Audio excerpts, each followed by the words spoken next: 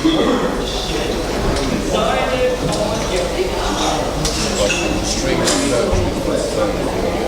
band is like a label, I think.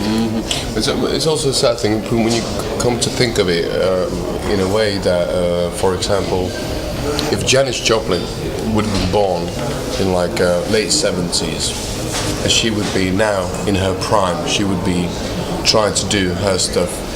She probably wouldn't get any kind of like recording contract because she doesn't like nice fitting into the.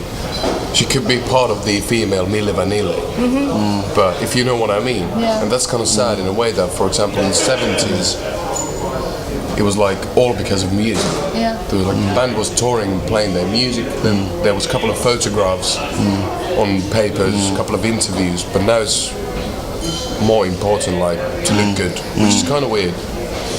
But that's how it is nowadays. We just have to accept that. So that's the only way, basically. But it's sad.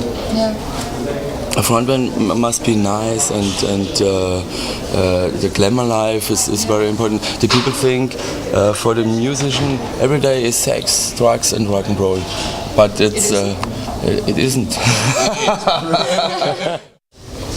It's always been the band that's been creating the sound. So it's like basically we exist for the magazines and for the media that are only interested in looks.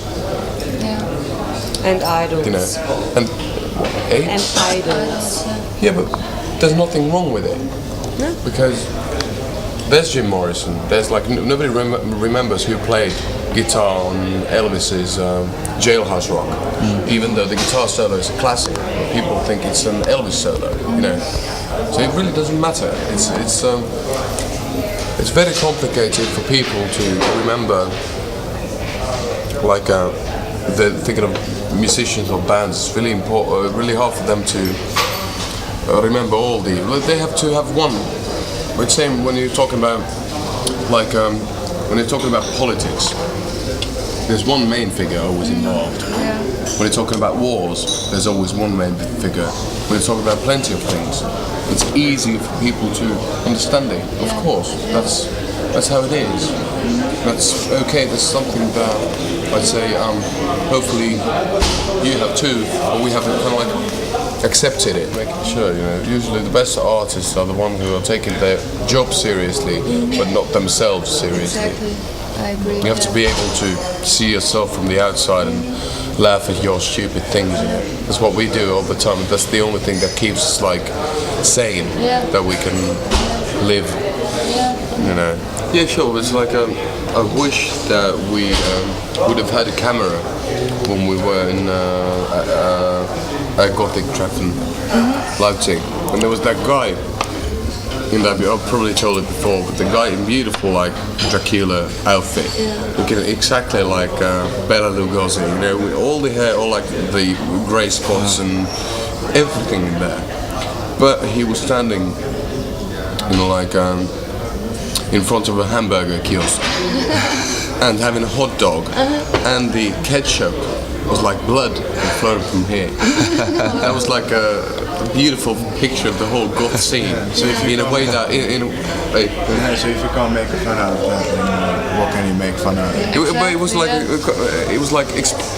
you know that, especially that was the mask basically, of course, but still people normal, you know, people do the normal things, you know. If the Gothic people would take the Anne Rice's, Bram Stoker's Dracula thing too seriously, they probably wouldn't be alive. Exactly. So it's kind of like you still have to shit, you still have to take a piss, you still have to eat and do the normal things and go to work and stuff like that. So it was like that's an image that's been stuck in my mind always when I'm thinking of the Gothic scene. That's the one.